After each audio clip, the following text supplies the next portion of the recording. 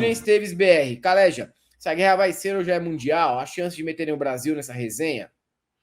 Não, cara, e olha, Helder, eu fui várias vezes criticado por ser alarmista dentro dessa discussão acadêmica, digamos assim, vai. E eu sempre disse que eu achava que isso ia escalar para um conflito regional, porque é muita animosidade, tem questões históricas, e, claro, o bom e velho imperialismo estadunidense fazendo merda. Como sempre, eu achava que ia escalar por um conflito regional, que é o que a gente está observando hoje.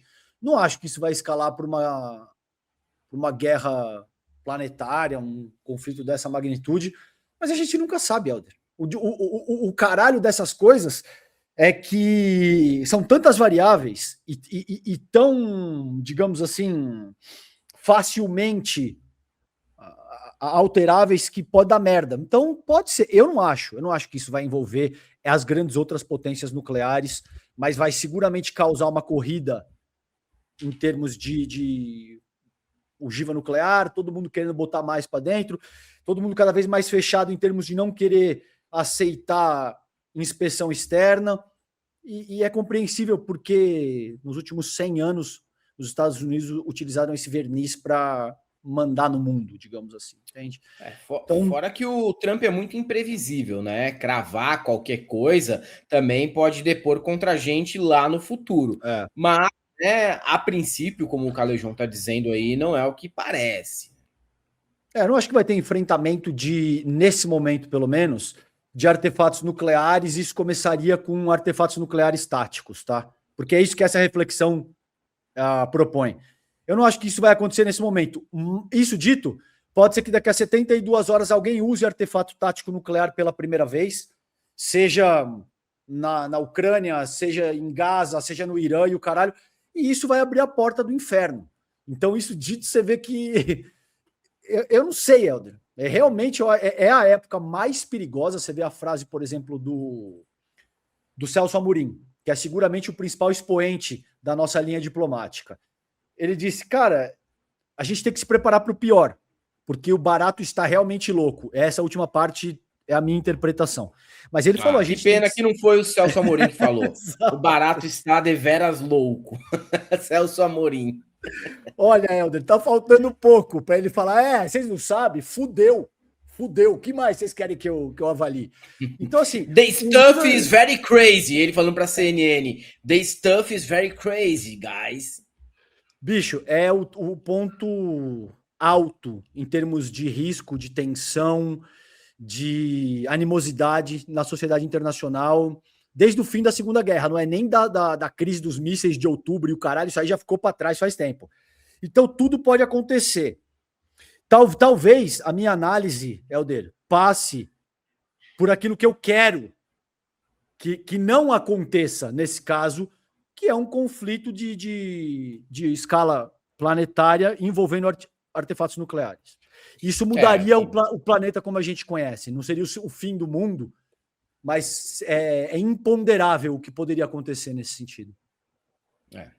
E aí ele tenta dar aquela amedrontada também na América Latina. Reiteradas vezes ele já jogou no ar algum tipo de ameaça à América Latina. Teve o que ele fez lá na Venezuela, agora vai implantar base no Paraguai. O Brasil, de certa maneira, também fica cercado, né, nessa situação. E sim, dá um receio, e ainda mais se a gente pensar, veja só, a direita, que às vezes celebra ou pede uma atitude do Trump, igual a que ele tomou no Irã, ela só faz isso por quê? Porque ela tem certeza que o nosso exército não dá conta, e não dá conta mesmo, de um conflito bélico como esse, e não só isso, que o nosso exército seria um colaboracionista com os Estados Unidos. Não entraria nessa guerra com a intenção de proteger o país. E sim, se possível, nomear alguém de dentro do exército para tomar o poder e ficar aqui num governo tampão. Esse é o nosso exército, essas seriam nossas forças armadas. Não acreditem vocês que nossas forças armadas seriam submissas as ordens do Lula, por exemplo, que não seriam, né? Simples, não seriam, elas não são, e elas não seriam no caso de uma guerra, até porque, historicamente, aí nos últimos anos, últimas décadas, o nosso exército foi um exército extremamente politizado e golpista, né?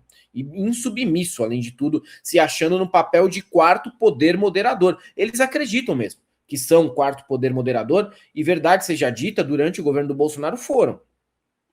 Exato, o Helder, e o que é mais louco, assim, a tua análise ela é assustadoramente precisa, porque quase com certeza, não vou dizer com certeza, para efeito disso que você acabou de dizer, evitar prognóstico categórico para não se fuder mais lá na frente, tá? Mas assim, eu vou deixar por isso, existe uma chance gigantesca da gente sofrer algum nível de ingerência estadunidense no pleito desse ano. E isso, no limite, pode contemplar isso aí que você está propondo. Que é tipo, não, os caras vão tomar. Bicho, as Forças Armadas Nacionais já são um puxadinho dos Estados Unidos. E os caras se derretem. Eles ficam doidos para lamber uma bota estadunidense. Ah, César, então você está dizendo que as Forças Armadas do Brasil não servem para nada? Tô. Para nada. Para nada, bicho. Não tem um caralho que se for invadir aqui, esses caras... Claro, se vier com aval, anuência, ou até sendo orquestrado pelos estadunidenses. Os caras não vão fazer nada, mano. É isso que você falou. Não só eles não vão fazer nada, como eles ainda vão ficar doidos para se encaixar no esquema. Não vai defender a soberania, o território, as riquezas do nosso povo? Porra nenhuma. Então não serve para nada. As Forças Armadas Nacionais não servem para nada. E mesmo que quisesse também, se a gente for falar do ponto de vista estrutural, né, não existe ali condição de combater um exército como o dos Estados Unidos. Isso daí não tem a menor chance a gente durar muito tempo num conflito como esse. Mas entende que não chegaria nisso? Porque a gente é um puxadinho? Porque se você tem, por exemplo, o Irã, a despeito da potência militar que é uma força militar inferior aos Estados Unidos. Eu acho que ninguém é doido de questionar isso, certo? A despeito de estar 1 bilhão de níveis acima do Brasil e tá dando um calor aí nas bases estadunidenses, em vários outros ativos que talvez a administração Trump tenha calculado de forma um pouco leviana, tenha subestimado o poder dos caras. Só que você vê que tem um ímpeto persa de luta milenar. E esses caras não vão... Isso não vai ser assim. Você não vai conseguir tão facilmente cooptar os principais generais, tanto que eles tiveram que matar o Qassem Soleimani, tá? Tiveram que matar uma das principais lideranças, porque não é tão simples assim. Os nossos milico, Helder, porra nenhuma, cara. Os caras vão estar tomando Viagra, fazendo churrasco. Quem é que fala inglês bem aí pra ir lá ajoelhar e lamber a bota dos caras? É esse... Mano...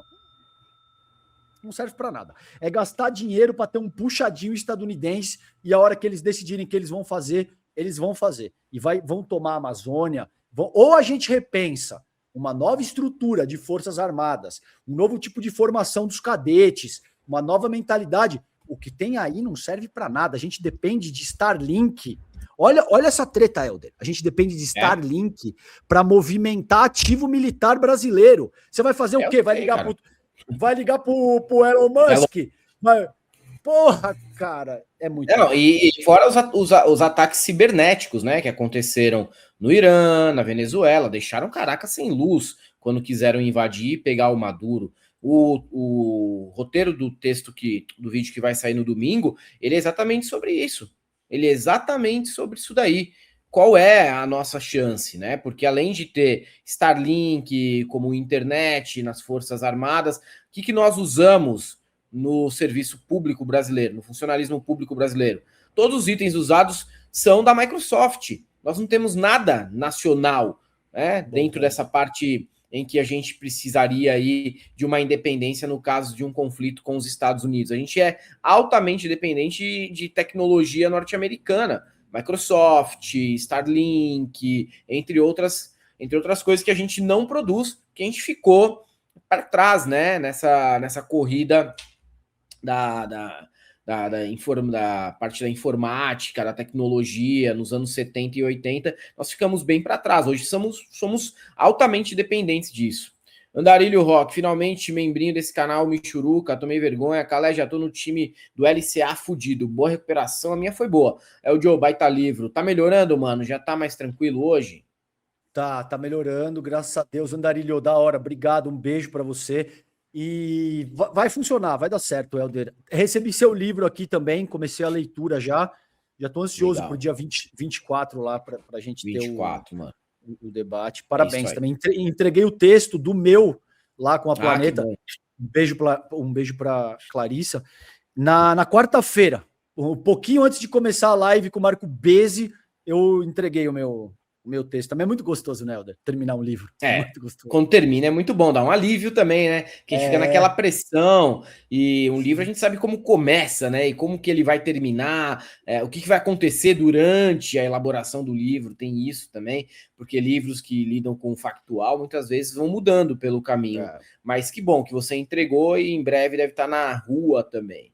TG Vieira, viram que o governo do Modri fez do Nerenda Modri, né? Fez cama de gato para militares iranianos e a notícia está passando batida pela mídia. A Índia está tomando partido dos Estados Unidos. O que é cama de gato? Você sabe O no que já era contexto? esperado. É uma armadilha, né? É uma armadilha. Uma Cama de armadilha, tá? gato. Cama de gato era quando eu era pivete, pelo menos era um maluco deitava atrás de você e o outro maluco vinha e te empurrava e você se Ah, tá. fudia todo, porque isso era uma Aí cama você de gato. caía igual um gato, né? Assim É, para trás. Tô ligado. só que você defendia com a costela, com o lombar, Sim, você se fudia claro, você não todo, né? virava, né? Na queda igual um gato. O Helder, eu acho que teve uma época, se eu não me engano, mano, quando eu tinha 13, 14 anos, que esse bagulho de cama de gato tava dando tanto problema, porque tinha gente se machucando sério, entendeu? Tendo lesão e tal, que teve até campanha contra essas porra aí, de não poder fazer, porque tava dando merda. Aí na época eu lembro que a galera até saía na mão, assim. Cama de gato era dele, era pum, toma, foda-se. Já era, virava treta já, sabe? Não era mais Aham. piada. Mas é isso aí. Que eu lembre, pelo menos é isso Entendi. aí, essa cama de gato. Entendi. É uma armadilha, né? Uma armação para os caras. Mário Rubens fala o seguinte: garanto que na minha região a gente não vai permitir gringo ditar regra. O que vocês precisam é de fato começar a falar sobre defesa com quem manja. Então dá umas dicas para nós aí, Mário Rubens, dos caras que manjam, assim, porque o único cara que eu vi sendo entrevistado por aí, que era para mim um doidinho de bairro de Twitter, que era aquele Marcelo Pimentel, era só um corporativista defendendo as Forças Armadas, no meu ponto de vista, tá? Crudist, vai ter leitada na presidência, é a terceira via, toda a eleição agora vai ser isso? O Eduardo Leite vai ensaiar uma candidatura? Acho que não. Acho que não vai ter nada de Eduardo Leite, não. Mas estou falando sério, Mário Rubens. Manda aí quem é os caras que manjam no teu ponto de vista. Se a gente se interessar, a gente vai atrás. Nick Note, o Laranja já falou em base chinesa em Salvador para justificar intervir no Brasil. E Cuba é a próxima a ser tomada. Valdirene Maria Ferreira. Boa tarde, galãs. Helder, comprei seus 2 livros e chegaram hoje. Vou ler por ordem de lançamento. Abraço e um beijão no Eric. Valeu, Valdirene. Beijo, Muito Lino. bom. O outro tem um retrato mais da época da pandemia, né? Luiz Eduardo César, mistura de Calejão com Ed Mota. Bicho, azedou o pé do frango. Tá, the stuff is very crazy, man. Tipo isso daí. Alessandra Falati, o barato está deveras louco. Amorim, Celso, 2026. Imagina. Não falou, pensou. Joelson, Aguiar Almeida. Galãs, por onde andam Cláudio Castro, Ibanês? Sumiram do noticiário? Pois é, eles que estavam ali envolvidos nos rolos do Master no início. E o Cláudio Castro, que foi até cotado, né, para ser presidente por conta daquela ação que ele fez lá no Alemão. Então, sumiram mesmo. Luiz Felipe Scopo. Os bolsominions que eu conheço são indignados que o envolvimento do Xandão com o Vorcaro não está atingindo a esquerda. Vocês sentiram assim também? Não, porque eu não troquei ideia com nenhum bolsominion hoje. Mas o sonho deles é que abrisse ali o celular do Vorcaro e tivesse o Lulinha fazendo negócio com o Vorcaro, o Lula mandando emoji, a Janja, o Haddad, quando na verdade não foi bem isso.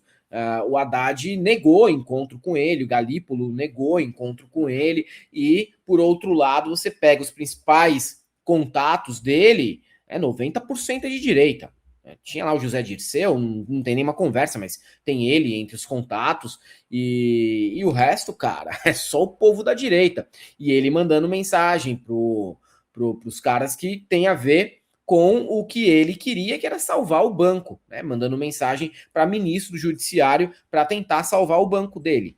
Clayton Unicel, cerveja sem álcool, café sem cafeína, leite sem lactose, doces diet, cansei. Vem Terceira Guerra Mundial. Cara, eu acho que cada um toma o que quer, bebe o que quer, normal. Às vezes a pessoa tem até uma restrição alimentar, tá precisando parar de beber. Normal, cara, normal. Só não venha falar que é bom, que é gostoso, porque não é. A gente sabe que não é. Pode ficar no alto engano aí, mas eu já experimentei. Eu sei que não é. Lina Lanz. Calejão, a Finlândia está propondo de acabar com a proibição de receber armas nucleares em seu território. A Rússia já manifestou descontentamento. Mas uma coisa que pode criar uma escalada de guerra? Será? Acho que não. Acho que não, acho que cria uma tensão na região, né? Veja, o problema disso, Helder, é que no limite todo mundo adota pelo menos uma postura mais defensiva e mais fechada. E desiste de dialogar e passa a reorganizar gasto estatal com equipamento bélico, começa a meter marcha em programa nuclear. Não tem como, isso vai ser uma consequência. O que está acontecendo agora no mundo vai ter consequência por pelo menos uma década, para mais. Tá? Muito depois do Trump ter morrido, as consequências desse modo, digamos assim, acebolado todo louco à moda caralha de se conduzir no mundo com a principal potência militar e econômica, China também, né? Com uma das, pelo menos, seguramente China já rivaliza isso aí, existe um processo que vai se tornar mais poderosa ainda. Mas vai ter consequência, Helder. Tem jeito, isso aí vai produzir todo tipo de agravamento. Boa. Nick Note, beber sem álcool é nice, sim, ajuda quem quer parar. Exatamente, se a pessoa tem um problema, precisa parar. Eu não sou contra, não, eu só acho que não é gostoso, né? Falando do ponto de vista do sabor. Zembra Deutsch, Calepap, o Roya News mostrou que os caras que Israel e Estados Unidos destruíram era de fato maquetes pintadas, eu vi isso aí, com tintas térmicas, torraram 2 bi só nisso. Eu vi os caras atiraram contra pinturas no chão, né? Que emulavam caças, era isso, né? Não foi isso que aconteceu? Foi, tanques, caças, ativos militares que eram só pinturas e que têm por objetivo exatamente isso, fazer... sobretudo, Helder, porque veja, para o Império Estadunidense, até aqui, pelo menos, de forma eficaz, a gente não viu um limite para a capacidade bélica, porque eles construíram um modelo, sobretudo em cima do petrodólar, que gira em cima de sangue, óleo e arma. Então não tem um limite para isso. 2 bi não é nada. 2 bi, para você entender, é um B-2 Spirit daquele. Sabe aquele avião que parece um morcego? Que é super sofisticado, junto com os F-35. Tá? O que os estadunidenses têm de melhor. Agora, é uma aeronave daquela. Então não quer dizer grandes coisas. Agora tem um gasto aí político. Tipo, te fiz de trouxa. Sabe quando o cara te tenta dar uma porrada? Você desvia a cabeça e fala, errou, seu merda. É por aí, no contexto da guerra. Agora, a gente não sabe qual é a capacidade, ao que tudo indica, os caras investem acho que $1 trilhão ano, Helder. É muita grana, né, cara? Perto do orçamento que nós temos aqui para nossas Forças Armadas, nem se compara, mas é muita, muita grana mesmo. E fora os ativos militares que eles já têm, né? Muita coisa que eles têm, muito mais. Por exemplo, o Brasil tem um porta-aviões, eles têm 11, sabe? Assim, é muito mais coisas. Agora, olha que louco isso que eu quero te dizer. Veja, existem teorias e teorias dentro das relações internacionais. Isso que eu vou dizer para vocês é aquilo como eu sinto as relações internacionais. Via de regra, o conflito acontece por uma série de coisas, mas quando existe uma disparidade de forças, isso te inclina a ter um conflito, porque, sobretudo se existe uma força imperial envolvida, porque essa força imperial avalia que o custo é baixo. Você entende?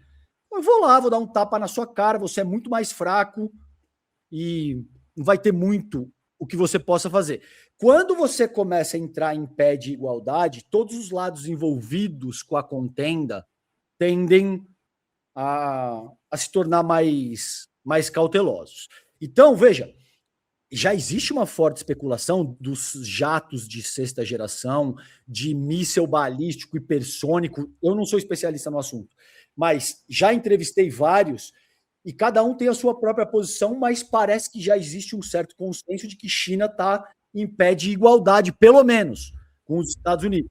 E deve passar, Helder. Deve passar nos próximos 10, 15, 20 anos. Qual que é o cerne do meu raciocínio aqui contigo? Você imagina que, como todo processo de arrogância, isso não vai ter o seu custo mais alto nesse momento, você entende? Isso aí vai custar mais caro para os Estados Unidos daqui a 10, 15, 20, 30 anos. Quando a China estiver numa posição de superioridade incontestável, e esse tipo de postura descaralhada ainda será lembrada. Ah, não, e agora acabou. E o que eu poderia te dar o benefício da dúvida em algumas circunstâncias, eu não vou dar. Eu também vou ser muito mais agressivo. Uhum. Se encaminha para isso mesmo, né? Daqui para frente é esse o caminho que deve ser seguido. Andarilho Rock became a YouTuber member. Novo membro Andarilho Rock aqui. Muito obrigado. Vini Souza. Helder, você e o Bezzi claramente gostam de falar sobre música e devem ter boas histórias. Por que não fazem um podcast sobre música? Seria sensacional. A gente até pensou algumas vezes, mas a gente não encontra muito tempo, né, na nossa vida aí para parar e fazer um podcast de música. Fora que eu vou te falar um negócio. Música gera mais treta que política, tá? Se eu chegar agora, fizer uma extensa crítica sobre o Lula aqui, vocês vão ficar puto comigo, mas muito menos do que se eu pegar e falar mal da Legião Urbana. Se eu falar mal da Legião Urbana, eu perco tipo 100 mil seguidores, mano. Não que eu vou falar, não é esse o caso, tá? Mas eles ficam muito bravos, mano, quando a gente fala de música também. Os comentários são muito mais agressivos.